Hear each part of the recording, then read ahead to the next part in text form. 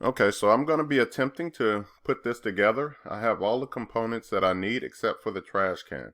So in this video, I'm going to put together this cross brace, and you have some nuts that are welded onto here. So I'm going to show you how to constrain that. All this I'm going to be using Inventor to complete. So here are all the parts that I have loaded up. You can see I do have these two uprights. There's one cap, there's a crossbar member, and right down in here are going to be the two nuts that I'm going to weld to the side of these, or place them in the right position and constrain them. So the first thing I'm going to do is that you can see that all of these parts really don't have any kind of constraint right now. So I'm going to constrain them to the overall planes, or the origin planes that are inside of Inventor. So I'm going to turn those on first. And I'm just going to highlight all of these. Right click and turn the visibility on. So now that I can see where the base of this thing is and where the tops and things of that nature I need to do. I'm going to take one of these caps and I'm going to place it on top of here. So I'm going to use that with the constraint. And I'm just going to use a regular constraint. I'm going to get underneath. I want that face to be on top of here. Apply that. And now I have that first one there. So the next thing I'm going to do is that inside of that cap, let's see how we constrained that, or we created it. And if we have one of those center lines or axis is running right through the middle, that's going to help us out a lot. So I'll grab that axis and I'm going to constrain it with this axis. And that should place that in the middle. Apply. Now this is not fully constrained, and I'll exit out of this command, and you can see that I can spin this cap once this is locked. So if you want to lock that into position, we'll do that here after we get the overall uprights in position. Okay, so now I'll refer back to the drawing, and according to this drawing you can see that the top of this plate here is at 3 feet 5 away from the ground level. So I'm going to use one of the origin planes in Inventor as my ground level, and then that's where I'm going to set that distance from. Okay, so here's the origin, or here's the top of that plate, and then this is going to be the plane that I'm going to use as my ground level. You'll notice that I am looking at my view cube here, and that is the top. So this has got to be my ground plane. Alright, remember that that height that we're going to be setting at is 3 feet 5 inches, or in other words, 41 inches. So I'll go back to the constraint command. I'm going to apply a constraint on the top of here and on the top of that plate. Now you can see that it flips it upside down. Instead of using the mate one, I'm going to use the flush option, and that's going to turn it right side up. I'll go ahead and set in my distance, which is 41. And you can see that that moves that down. And I don't want it to move it down, so in this case I'll just put a negative sign right in the front of it, and it's going to move it up. Let's go ahead and apply that. And I'm going to cancel this for 1 second. So now it depends on how do you want to position your uprights. Meaning, do you want them, the front face to be going right between those two? And I think that's the way that I'm going to constrain these two. So I'm just going to look right at the uprights, expand the origin, and now I'm looking for the plane that goes right between them, and you can see that these two does, so I'm going to put these planes in line with this plane. Let's go back to the constraint. Once I highlight it, I will select it, and then I'm going to select this plane, and you can see that Inventor will snap that together. Now depending on which side you want these to be on, that's totally up to you. Or you can leave it the way it is. In this case, it doesn't matter since it's a symmetrical part. So go ahead and apply that. Okay, now I need one more plane that I need to locate this with. And that plane is going to be the one that's going to put this plane right in the middle of these two. So looking back at my upright, I'm going to find the plane that's right in the middle, which is here. And then I will constrain it to this one. Now you can see that nothing happens, or it doesn't move at all. That's mainly because it's going to give me an error if I go ahead and hit the apply button here. But if I go ahead and change it to a flush, that option it does accept, and it can figure that out. And then I'll go to OK. Alright, so now my planes here are locked into position. You can see as I move it, I get the little stop symbol, or I cannot move it. This upright that I was telling you before, remember I said it could still spin? I'm sorry, I called it an upright, the cap. So what I'm going to do with that cap is that I'm going to lock that into position, kind of the same way I did with these planes.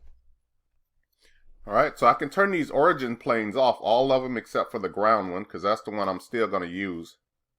So I'm going to locate this plane, and I'll hold down the control button and select this plane. Right click and turn the visibility off on those two. Alright, so I typically only try to lock, one component to the overall plane, and then I'll link all the other constraints kind of based off of each other. So let's go and take a look at the uprights, is the one that we have, and then we have a top cap. So I'm going to expand the top cap, and then I'm going to now expand the origins, and I'm looking for any one of these origins on here other than the one that's flat. So that one is fine. So let's go back to the constraint option, select that plane, and then I'll go back to my uprights and I'll select that plane, and you can see that now that cap is in line with it. So I'll select OK. If I try to move it, I should get the stop symbol. Okay, I only have one of these. I want to put in another one. And there's a quick way of doing this. And you just have it highlighted over here. Left click and drag it back into the screen. And that's going to add another one of those caps. Now I'll go ahead and constrain that exactly like I did the other one.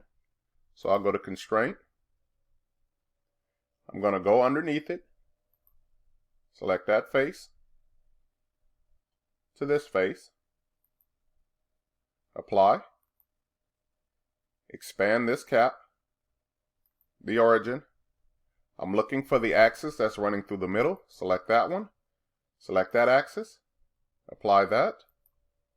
And now we're at the same position that we were at with the other one. I'll go ahead and select that plane. I'm going to expand my upright one. And I'm looking for the plane that it'll be in line with. So I'll select that one, and it looked like it didn't select that one. Okay. Okay, so now these are fully constrained. Let's revert back to the picture and see how we're going to do our uprights. And I know I said uprights. I'm sorry. I'm going to see how I'm going to do the cross member, because that's going to be the next one that we're going to put into position. So let's go ahead and locate where our cross member at, and it's going to be 1 foot from the bottom here.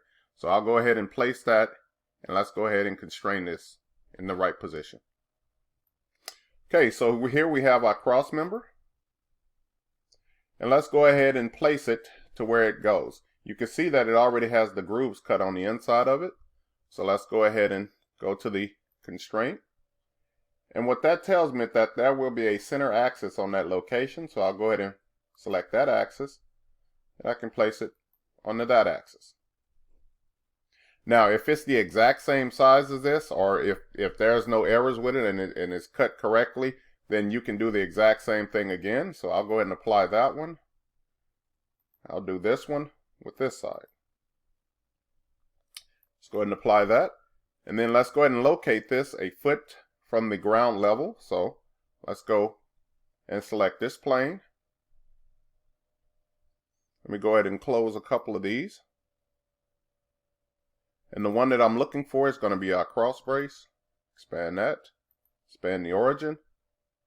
And I'm looking for that plane. And you can see that that's the one that's in line with it. I'll select that one. Give it in inches. And you can see nothing is really happening. But once I change it to flush, it can handle that and it understands what's going on. You did see it move up. Go ahead and OK that. Okay, so now our cross member is in line with where it needs to be. And everything else is where it needs to be. All right, for the little nuts that we need to put in position, let's go ahead and start with one of these.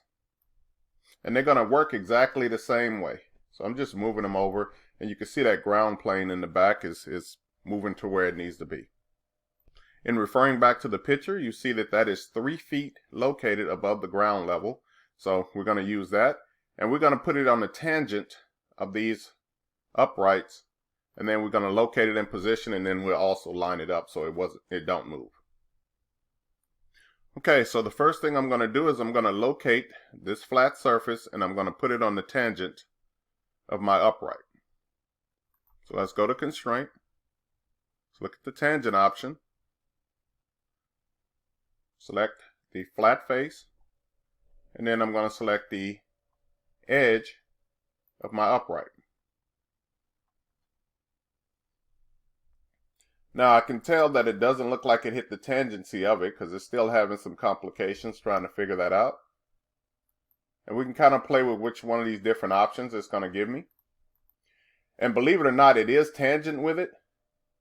And I'm going to use the one on the outside here, but it's just not in line with it. So in order to combat that, I'm going to go ahead and cancel this, and I'm going to put it in line with it first, and then that will help you out when it goes to constraining it with the tangent option. So let's go ahead and use cancel here. And one of the first things I'm going to do is locate that nut. Let's go ahead and expand the nut and the origin. And I'm just going to zoom into this nut. And you can see that I have a plane running right through the middle of it, and I'll zoom in a little closer. And I want that plane, so I can select it, go to Constraint, and now that's one of them that's going to be selected with it. Let's take a look at our uprights and the origins. And I'm looking for the upright that goes this way with it, because that's where it's going to be in line with. I'll go ahead and place that. And now you can see that that is in line with it. Let's go ahead and apply that. And what this is going to do now is going to help me when I come back to the tangent constraint to where you can actually see what's going on. So now I'll go with this face on that tangent. And you can see now that that nut is tangent with it. So sometimes it needs that little alignment first. Let's go ahead and apply that. And the last step we're going to need to do is that I'm just going to grab, let me switch back to the face one. I'm going to grab that center line or axis, and I'm going to put it in line with that ground plane. Remember that we located that up 36 inches. And there it is. Let's go ahead and apply this one. So that is now in position. And now we have one more nut. We can do the same steps. Or in this one, we can kind of speed it up just a little bit. So if you don't want to select those planes, what I'm going to do now is I'm going to go to that center axis. And I'm going to put it in line with this center axis. I'll apply that. Let's next go ahead and use the tangent option. I'll use this back face. And I'm going to put it on the tangency of that pole, or that upright. Go ahead and use the apply. And now this one will still spin. And I'll show you that. If I hold a cancel, remember that we locked this down by the axis. So if I want to totally lock this, I'll go back to the constraint. I'll use this flush option, and I'll take that top surface and mate it with any one of these flat surfaces. Go ahead and use OK. And now this is totally constrained. And all we have to do now is turn off this ground plane. So if I try to move any of this stuff, I should get the little lock symbols. And I hope this video was helpful for you. And I will also make sure that I give you the assembly. Alright, so thank you for watching. I hope this helped you.